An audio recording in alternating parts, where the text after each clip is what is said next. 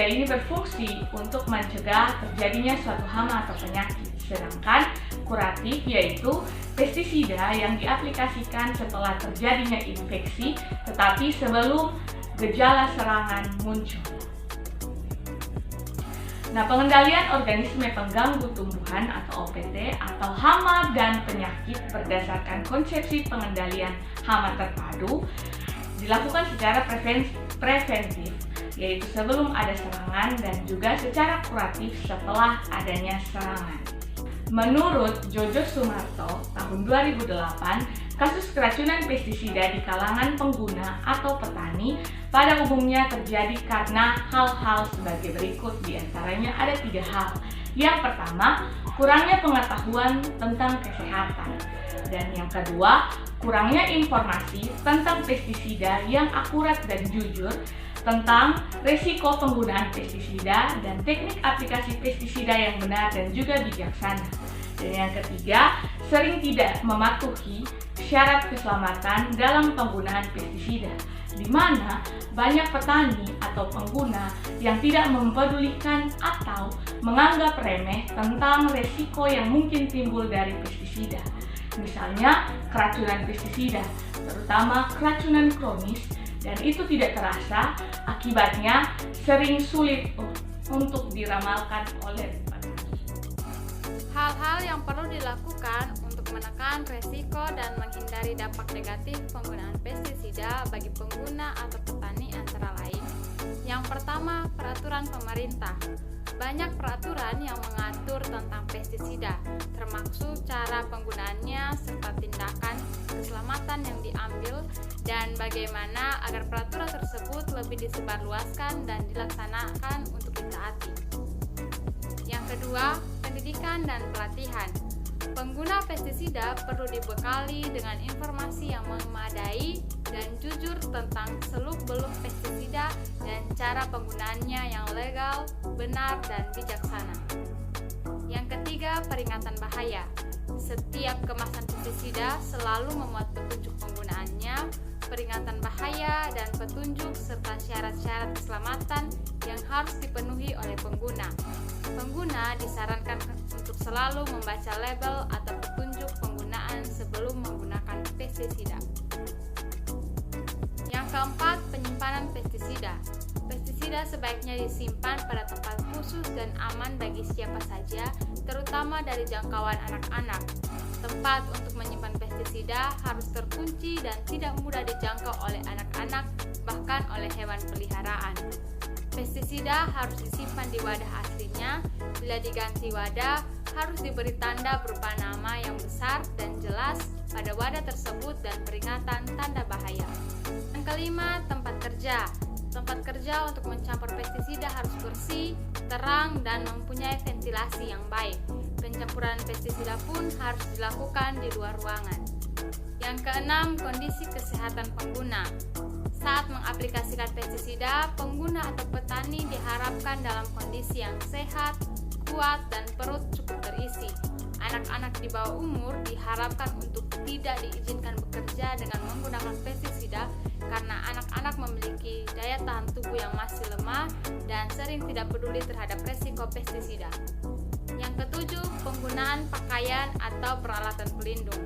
Pakaian atau peralatan pelindung tubuh harus dipakai bukan saja waktu aplikasi, namun sejak mulai mencampur dan mencuci peralatan aplikasi sesudah aplikasi selesai. Menurut Jojo Sumarto, ada 4 langkah untuk menjamin keselamatan pengguna, orang lain, dan hewan peliharaan di sekitarnya, yaitu: yang pertama, sebelum melakukan penyemprotan, jangan melakukan pekerjaan penyemprotan pestisida bila merasa tidak sehat. Jangan mengizinkan anak-anak berada di sekitar tempat pestisida yang akan digunakan. Catat nama pestisida yang digunakan dan jika dapat catat juga nama bahan aktifnya.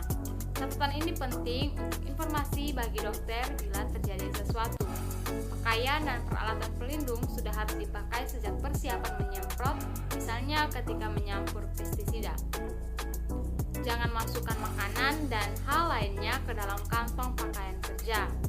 Periksa alat-alat aplikasi sebelum digunakan. Jangan menggunakan alat semprot yang bocor. Kencangkan sambung-sambungan yang sering terjadi kebocoran. Siapkan air bersih dan sabun dekat tempat kerja untuk mencuci tangan dan keperluan lain. Siapkan handuk kecil yang bersih dalam kantong plastik tertutup dan bawa ke tempat kerja. Waktu mencampur dan menakar pestisida, sebaiknya jangan langsung masukkan pestisida ke dalam tangki. Siapkan ember dan air secukupnya terlebih dahulu, kemudian tuangkan pestisida sesuai dengan takaran yang dikehendaki dan aduk hingga merata. Kemudian larutan tersebut dimasukkan ke dalam tangki dan ditambahkan air secukupnya. Yang kedua, ketika melakukan aplikasi, perhatikan arah angin. Jangan melakukan penyemprotan berlawanan dengan arah angin, karena drip pestisida akan dapat membalik dan mengenai diri sendiri.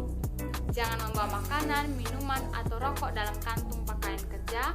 Jangan membawa makanan, minuman, atau merokok selama menyemprot atau mengaplikasikan pestisida. Jangan menyeka keringat di wajah dengan tangan, sarung tangan, atau lengan baju yang terkontaminasi pestisida untuk menghindari pestisida masuk ke dalam mata atau mulut. Bila nozzle tersumbat, jangan meniup nozzle yang terkontaminasi langsung dengan mulut. Yang ketiga, sesudah aplikasi, cuci tangan dengan sabun hingga bersih segera sesudah pekerjaan selesai. Segera mandi setelah sampai di rumah dan ganti pakaian kerja dengan pakaian sehari-hari. Jika tempat kerja jauh dari rumah dan harus sampai dekat tempat kerja, sediakan pakaian bersih dalam kantung tersendiri. Cuci pakaian kerja secara terpisah dari cucian lainnya. Makan, minum, atau merokok hanya dilakukan sesudah mandi atau setidaknya mencuci tangan dengan sabun. Dan yang keempat, keselamatan orang lain dan hewan peliharaan. Jangan menyemprot bila angin tertiup kencang, karena drip pestisida dapat diterbangkan angin ke tempat lain yang mungkin mengenai orang lain atau hewan peliharaan yang kebetulan berada di dekat tempat pestisida diaplikasikan. Jauhkan orang lain yang tidak berkepentingan dari tempat aplikasi pestisida. Jangan meninggalkan produk pestisida atau alat-alat aplikasi tanpa ada yang menunggu untuk menghindari hal-hal yang tidak diinginkan. Kumpulkan bekas pestisida, pengaduk, dan sebagainya yang sudah terkontaminasi dengan pestisida. Buang, bakar, atau musnahkan wadah atau kemasan pestisida menurut aturan yang ditentukan agar tidak digunakan untuk hal lain. Beri tanda yang jelas pada kebun yang sudah disemprot agar orang atau hewan ternak tidak masuk ke tempat tersebut. Tanda dan gejala keracunan pestisida. Pestisida merupakan senyawa yang beracun bagi organisme lain termasuk manusia. Respon dari tubuh manusia atau pengguna terhadap pestisida dapat menimbulkan keracunan bahkan kematian. Tanda dan gejala yang ditunjukkan oleh penderita biasanya berbeda. Hal ini tergantung dari kelompok senyawa penyusunnya yang bekerja terhadap penderita. Sudarmo pada tahun 1988 mengelompokkan tanda dan gejala keracunan pestisida ke dalam 6 kelompok senyawa kimia penyusunnya, yaitu yang pertama dari golongan klorhidrokarbon. Tanda dan gejala keracunan yang biasanya ditunjukkan yaitu sakit kepala, pusing, mual, muntah, diare, kejang-kejang, dan juga hilang kesadaran. Yang kedua dari golongan organofosfat. Tanda dan gejala keracunannya yaitu mata berair, penglihatan kabur, mulut berbusa, berair liur banyak, kejang-kejang, pusing, muntah-muntah, dan juga lemas otot. Yang ketiga dari golongan karbamat. Tanda dan gejala dari golongan karbamat sama dengan tanda dan gejala dari golongan organofosfat. Yang keempat golongan dipridil. Tanda dan gejala keracunan dari golongan ini yaitu keracunan baru muncul setelah 24-72 jam dengan gejala ringan seperti pusing, mual, muntah, dan diare. Setelah 48 jam sampai 72 jam terjadi kerusakan ginjal seperti albunaria. Dan setelah 72 jam sampai 14 hari terjadi kerusakan paru-paru. Yang kelima dari golongan arsen. Tanda dan gejala keracunan yang ditimbulkan yaitu sakit kepala, pusing, mual, diare, dan juga banyak mengeluarkan air ludah. Yang keenam golongan antikoagulan. Tanda dan gejala keracunan yang ditimbulkan yaitu nyeri punggung, nyeri lambung, pendarahan pada hidung dan gusi, timbul bintil-bintil merah pada kulit, dan juga dapat merusak ginjal. Pertolongan terhadap keracunan. Terdapat dua tindakan utama untuk menolong seseorang yang keracunan. Yang pertama, segera hindari produk yang beracun agar efek yang diberikan tidak semakin parah. Dan yang kedua, segera dapatkan pertolongan medis dari dokter. Namun, kasus keracunan umumnya terjadi di kebun atau sawah yang tidak selalu dekat dengan puskesmas atau rumah sakit. Oleh karena itu, dalam mengaplikasikan pestisida, petani harus lebih berhati-hati dan menaati aturan pemakaian yang dianjurkan oleh pemerintah agar terhindar dari keracunan pestisida. Terdapat beberapa tindakan pertolongan pertama yang dapat dilakukan kepada seseorang yang mengalami keracunan pestisida. Tindakan pertolongan pertama ini dilakukan berdasarkan situasi yang terjadi. Situasi yang pertama yakni situasi di mana pestisida tertelan. Apabila pestisida tertelan, maka tindakan pertolongan pertama yang dapat dilakukan yaitu cari informasi dari yang bersangkutan, yakni orang yang mengalami keracunan pestisida. Kira-kira pestisida apa yang tertelan? Apabila pestisida yang tertelan adalah pestisida yang bersifat toksik, yakni pestisida kelas 1A dan 1B, maka harus segera dilakukan pemusnahan. Pemusnahan dilakukan apabila orang yang mengalami keracunan ini sepenuhnya sadar. Setelah pemusnahan berhasil, berikan karbon aktif yang khusus untuk orang yang mengalami keracunan, yakni norit. Larutkan 3 sendok norit dalam 1 gelas air. Pemberian norit harus dilakukan sesering mungkin. Setelah pemberian norit, segera bawa penderita yang mengalami keracunan pestisida ke dokter untuk diperiksa lebih lanjut. Apabila yang tertelan merupakan pestisida kelas 2 dan 3, maka tidak perlu dilakukan pemusnahan, namun tetap diberikan norit. Dosisnya sama seperti ketika pestisida yang tertelan merupakan pestisida kelas 1A dan 1B, dan segera bawa ke dokter. Bila penderita tidak sadarkan diri, jangan lakukan pemusnahan, namun sebaiknya longgarkan pakaiannya dan segera bawa ke dokter. Apabila pernapasannya terhenti, segera lakukan pernapasan buatan. Ketika penderita keracunan muntah, kepala harus dihadapkan ke bawah dan agak direndahkan agar muntahan tidak masuk ke paru-paru. Pemuntahan diulang sampai muntah yang keluar menjadi jernih. Pemuntahan tidak diperkenankan apabila yang pertama penderita mengalami kejang-kejang dan tidak sadarkan diri. Yang kedua, penderita menelan bahan yang mengandung minyak, dan yang ketiga, penderita menelan bahan alkalis, asam kuat yang korosif, yang dengan gejala rasa terbakar dan nyeri pada bagian mulut atau kerongkongan. Situasi yang kedua adalah kontaminasi pada kulit. Apabila terjadi kontaminasi pada kulit, tindakan yang perlu dilakukan yakni buka pakaian yang digunakan ketika mengaplikasikan pestisida, kemudian segera mandi dengan air sabun sebanyak mungkin. Makin cepat penderita kontaminasi membersihkan diri atau mandi, maka makin berkurang pestisida yang mengkontaminasi kulit.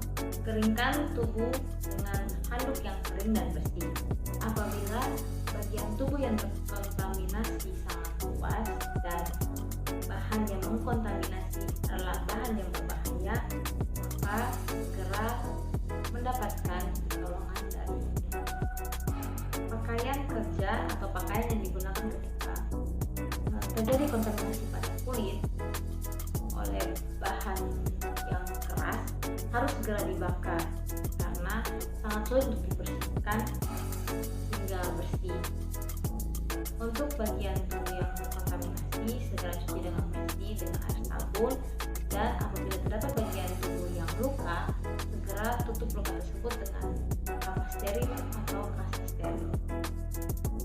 Situasi yang ketiga yakni bagian mata yang terkena pestisida.